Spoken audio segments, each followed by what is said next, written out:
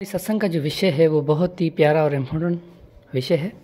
उस विषय में हम योग मत की 5 मुद्राएं क्लियर करेंगे, समझेंगे कि 5 मुद्राएं क्या हैं और कौन सी 5 मुद्राएं हैं, उनका नाम क्या है।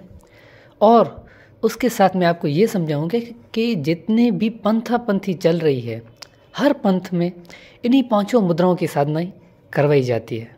और हम समझ रहे हैं कि हम साहिब के उस सत्य नाम की भक्ति कर रहे हैं, क्योंकि हमें ज्ञान नहीं है और जो ज्ञान देने वाले हैं उनको खुद को सत्य नाम का ज्ञान नहीं है।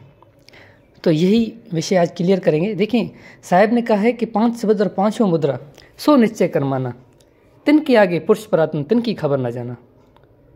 यानी कि जो सत्य पुरुष है, जो सत्य सतगुरु है, जो सत्य नाम है, उसकी हमें खबर ही नहीं है। क्यों खबर नहीं है? कि आज के जो गुरु जो बड़ी बड़ी गद्दियों पे बैठे हैं वो ही हमें भरमा रहे हैं, वो ही हमें भुला रहे हैं इन्हीं मुद्राओं में। वो खुद ही इन मुद्राओं में फंसे हुए हैं, हमें भी इन्हीं मुद्राओं में फंसा रहे हैं। तो बहुत प्यारा विषय है, सत्संग को पूरी सुनिएगा तभी आपको बात समझ में आएगी। और अगर आपको सत्संग समझ में आए, आपका हृदय कहे कि जो मैं बात बोल रहा हूँ वो सत्य है, तो सत्संग को शेयर ज़रूर कीजिएगा, जैसे सभी सत्य को जान पाए और सत्य का लाभ ले सकें। तो प्रथम हम बंदगी करते हैं। बंदगी मेरे सदगुरु कबीर साहिब को बंदगी, बंदगी धनी धर्मदास साहिब को बंदगी, बंदगी गुरु नानक देव साहिब, गुरु अंगद देव साहिब, गुरु भीखा साहिब, मलुकदास साहिब, गरीबदास साहिब, रविदास साहिब, अचलूराम साहिब, दादूदास साहिब, बन्नानाथ साहिब, मेरे सदगुरु विषमदास, सदगुरु प्रागदास, सदगुरु गिरदाई दास, सदगुरु रोयल साहिब, अनेक संतों, सर्वे संतों, मेरे साहिब बंदी छोड़ को बंदगी, साहिब बंदगी सतनाम। तो विषय ये था कि 5 मुद्राएं कौन सी हैं। ठीक है, उससे पहले मैं एक थोड़ी सी बात करना चाहता हूँ, वो भी आप सुन लें। एक भाई ने मुझे पूछा है और बार बार कहा है कि आप जो है सृष्टि रचना पे थोड़ा सा हमें बताएं कि सृष्टि रचना क्या है। ठीक है, और उसके बाद उसने कहा है कि आत्मा एक है या अनेक है।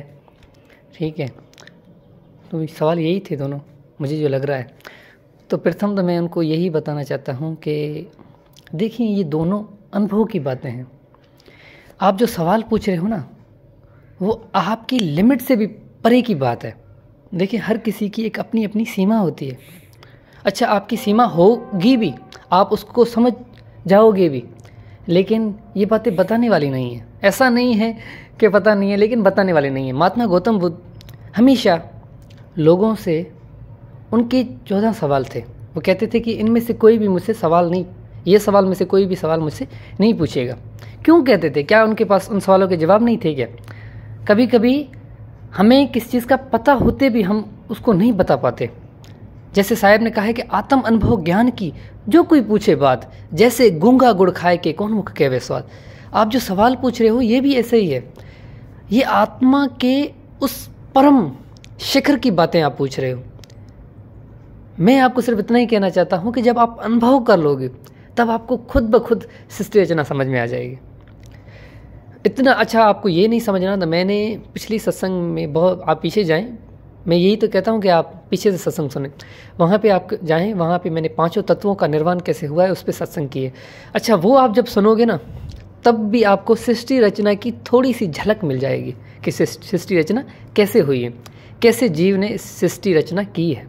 अच्छा, जीव ने की है, ये भी सवाल उठता है, या मन ने की है, वो बात भी आपको थोड़ी सी वहाँ पे क्लियर हो जाएगी। लेकिन मैं सारी बातें नहीं बताता, क्योंकि हर चीज़ अगर बताई जाए तो हर किसी के बस की बात नहीं है कि उसको समझ पाए।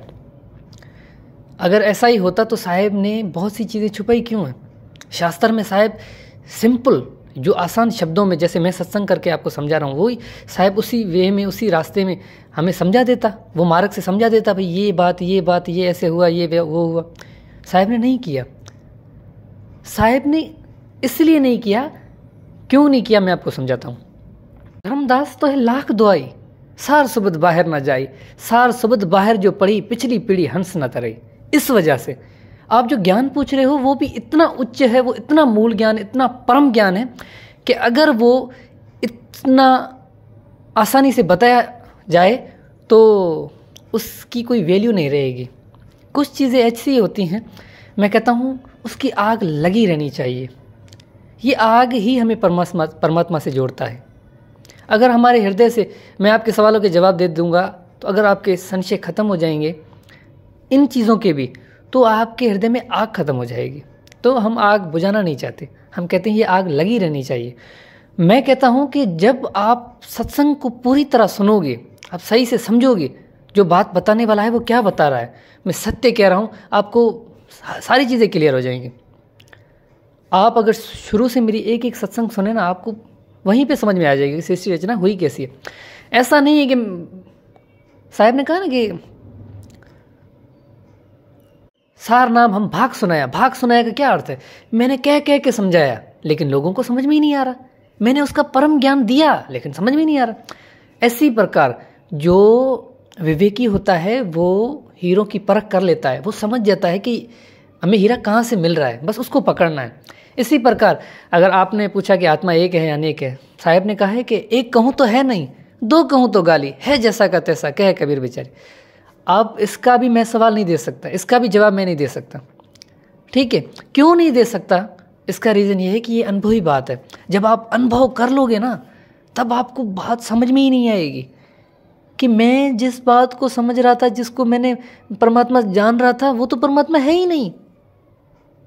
मैं सत्य कह रहा हूँ, ये बात आपको तब समझ में आएगी जब आप उसको अनुभव कर लोगे कि आप जिसको भी मानते हो, जिसको भी पूजते हो, जब आप उस सत्य को अनुभव करोगे ना, तब आपको पता चलेगा कि इनमें से तो एक भी नहीं है वो।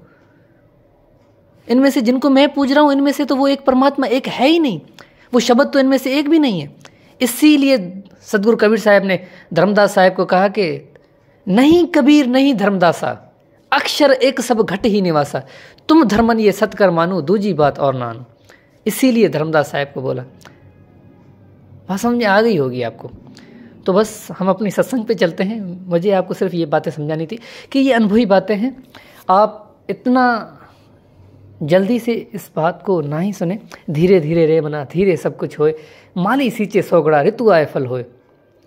और जिनके ये सवाल हैं वो परम गुरु हैं, पूजनीय गुरु हैं।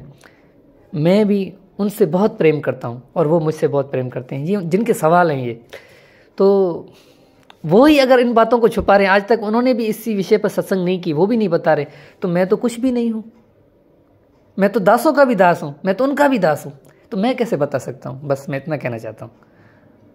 क्योंकि रहस्य को रहस्य रहने दो। हाँ, कोई परम शिष्य आ जाता है, कोई परम जिस हमें लगता है कि यार ये समझना चाहता है, इसके हृदय में आग है, तब उनके सामने दो जने होके, यानी सिर्फ उसको ही ज्ञान दिया जाता है, समझाया जाता है। ये बात ऐसे, ये बात ऐसे, ऐसे मैं यूट्यूब पे नहीं समझा सकता ये बातें।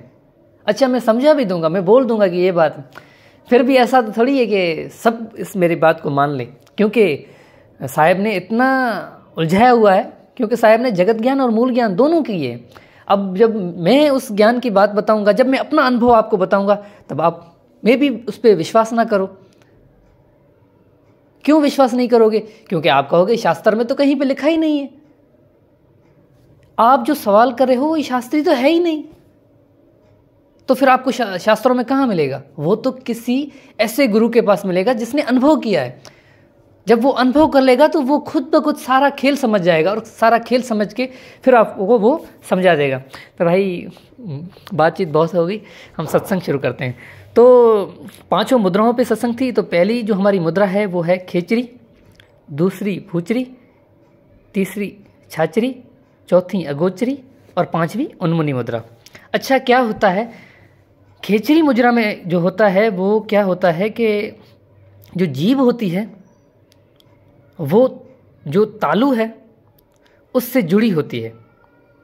फिर क्या होता है कि उसका जो मांस है उसको काटा जाता है, इस अंदर से काटा जाता है। इस अभ्यास से क्या होता है, जब ये हम अभ्यास करते हैं, थोड़ा थोड़ा काटते रहते हैं, थोड़ा थोड़ा काटते रहते हैं योगी। अब जिस भी गुरु भाई ये कर रहा है अभ्यास, उसके लिए ये बात समझ जाए कि इससे भी आपको परमात्मा नहीं मिलने वाला, इस अभ्यास से भी। तो क्या होता है, वो काटता जाता है जीभ को, यानी तालू को जीभ को काटता जाता है और जो तालू से जुड़ी होने वाली मांस को काटता रहता है। तो फिर क्या होता है, इस अभ्यास से जीभ बड़ी होती है, और जीभ जब बड़ी हो जाती है वो जीभ को उल्टा करके अंदर जो हमारी प्राण वाली जो नालियाँ हैं, नाड़ी है, उसको वो बंद कर देता है। ठीक है, इससे हमारा प्राण रुक जाता है, इससे भी आयु बढ़ती है। लेकिन वो कहते हैं कि इस अभ्यास करने से परमात्मा मिलता है, बल्कि इस अभ्यास करने से कोई परमात्मा नहीं मिलता, हमारी आयु बढ़ती है, क्योंकि हमारी प्राण कम हो जाते हैं, क्योंकि हमें प्राण गिने हुए मिले हैं। बात समझ में आ गई होगी। तो ये जो हमारी मुद्रा है, ये खेचरी मुद्रा है। और दूसरी जो है वो भूचरी है। इसमें क्या होता है, कई प्रकार के शारीरिक और मानसिक कलेशों का सेवन करते हैं। कुंभक के अभ्यास द्वारा अप्राण वायु उठाकर हृदय स्थान में लाकर प्राण के साथ मिलाकर अभ्यास करने से प्राण जय होता है। अब मैं इसको सिंपल अल्फाजों में आपको समझाता हूँ।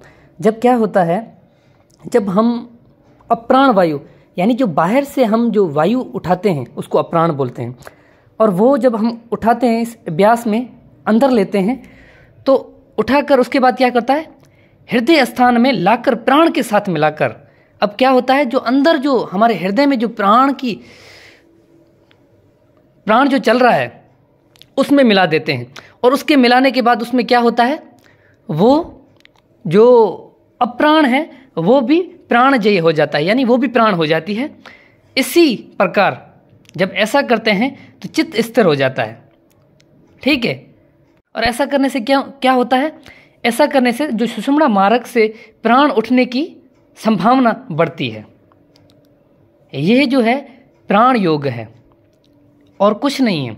इसमें क्या हो रहा है कि जो बाहर से जो हम अब प्राण उठाते हैं और जो हमारे हृदय में प्राण है उसके साथ मिला देते हैं, और जब हम उसके साथ मिला देते हैं तो वो प्राणजयी हो जाता है, वो ही प्राण हो जाता है। और उसके बाद हमारी चित्त स्थिर होती है, और जो ये प्राण होता है ये सुषुम्ना मार्ग के उठने की संभावना हो जाती है कि ये जो प्राण है सुषुम्ना मार्ग तक जाए, और यही प्राण योग है। इसी को भूचरी मुद्रा कहते हैं। अच्छा, जो तीसरी है वो छांछरी है। उसमें क्या होता है, इसमें ये होता है छांछरी में कि अपनी दृष्टि को नाक से 4 अंगुल आगे स्थिर करने का अभ्यास करना चाहिए। इसमें अभ्यास होता है अपनी दृष्टि का। ठीक है, 4 अंगुल नाक से ऊपर, उसके बाद नासिका की उग्र दृष्टि को स्थिर करना चाहिए। इससे मन और प्राण स्थिर होकर ज्योति का प्रकाश होता है। बहुत ही, ये तो सरल बात थी, आपको समझ में आ गई होगी। तो उसके साथ जो हमारी चौथी है, क्योंकि अभी बहुत टाइम हो गया, मैंने पीछे बात जो की उसकी वजह से अब हम जल्दी में आपको समझाते जाएंगे, जैसे टाइम कम लगे और बात आपको समझ में आ जाए। उसके बाद हम अगोचरी मुद्रा में आते हैं। उसमें क्या होता है कि शरीर के अंदर तो इसमें होता है कि जो नाद होती है ना, जो अनहद धुनें बोलते हैं, जो 5 तत्वों की धुनें होती हैं, वो सुनाई देती है अगोचरी मुद्रा में, और कुछ नहीं होता। एक समय मैंने भी एक भाई से पूछा, मिला था, वो मुझे बोल रहा था कि मैं हमारे शरीर के अंदर मैं धुनें सुनता हूँ, क्योंकि उसके गुरु ने यही बताया है उसको कि भाई शरीर में जो धुनें सुनाई दे रही हैं वो धुनें ही परमात्मा है। लेकिन वो अगोचरी मुद्रा है। उसमें देखें अभी आगे क्या बोलते हैं। इसमें क्या होता है कि शरीर के अंदर जो नाद में सभी इंद्रियों के साथ मन को पूर्णता के साथ ध्यान लगाकर कान से भीतर नाद को सुनने का अभ्यास करना चाहिए, यानी अगोचरी मुद्रा में। इससे चित्त और इंद्री स्थिर होती है। 5 तत्वों से जो बनी हुई धुन है उसी को सुनने की मुद्रा को अगोचरी मुद्रा कहते हैं। यानी कि इसमें क्या होता है, इसमें हम इंद्रियों को अपने कंट्रोल में करते हैं मन की पूर्ण एकाग्रता से। यानी कि जब हम मन को कंट्रोल करते हैं तो हमारी इंद्रियां भी कंट्रोल हो जाती है। जब हो जाती हैं तब हम क्या करते हैं, कान से भीतर नाद को सुनने को अभ्यास करना। यानी कि हम उसको कान में सुनते हैं। कैसे सुनते हैं, जब हम कान को बंद कर देते हैं, नाक को बंद कर देते हैं, मुंह को बंद कर देते हैं उंगलियां रख के, और ऐसी प्रकार से जब हम शरीर को कष्टा दे के जब उस धुन को सुनते हैं, उसी धुन को हम परमात्मा समझते हैं। लेकिन वो धुन परमात्मा नहीं है। साहिब ने कहा है, साहिब कहते हैं कि आँख ना मूंदूं कान न रूंदूं तने कष्ट ना धारूं खुले नयन पहचानूं हंस सुंदर रूप न्यारूं। यानी मुझे शरीर को किसी प्रकार कोई भी कष्ट नहीं देनी। हम अगर शरीर को कष्ट दे के उस धुन को सुने और समझें कि वो परमात्मा है, ये हमारी भूल है। मैं सत्य कह रहा हूँ कि परमात्मा को प्राप्त अगर आप कर सकते हो तो आप जिस अवस्था में हो उसी अवस्था में कर सकते हो। बस आपकी सूरत उस सत्य से मिलने वाली होनी चाहिए, आपके हृदय में लगन होनी चाहिए, आपके हृदय में प्रेम होना चाहिए। तो आगे है कि उन्मुनि मुद्रा। ये क्या होता है? सहस्त्रार चक्र जो सर के ऊपर वाला भाग होता है, इस चक्कर का क्या होता है? इस सहस्त्रार में पूर्ण एकाग्रता से हम मन को लगाते हैं, और जब हम मन को लगाते हैं तो ये कहा जाता है, ये तो असत्य है, कि आत्मा परमात्मा से गमन करती है, यानी मिलती है। ये सब झूठ है, ये ऐसा नहीं है। और कहते हैं कि मनुष्य जो है वो परमात्मा की चेतना से जुड़ने लगता है, बल्कि ऐसा नहीं है, ये बिल्कुल असत्य है। यहाँ पे ध्यान लगाने से क्या होता है, हम शून्य में चले जाते हैं। ये शून्य की आखिरी,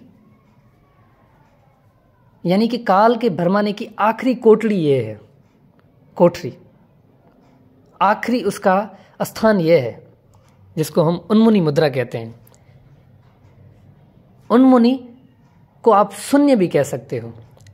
ये सहस्त्रार चक्कर में जब आप ध्यान लगाओगे, अपने मन को एकाग्रता करके यहाँ पे रुक जाओगे, ये सहस्त्रार चक्र है कहाँ? शरीर में है ना।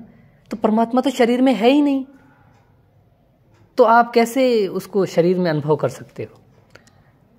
यही बात समझानी है। इसीलिए सदगुरु कबीर साहब कहते हैं, 5 शब्द और 5 मुद्रा सो निश्चय करमाना, तिन के आगे पुरुष परात्म तिन की खबर ना जाना। यानी जो सत्य पुरुष है वो इनसे आगे है मेरे भाई, यहाँ पे रुकना नहीं है।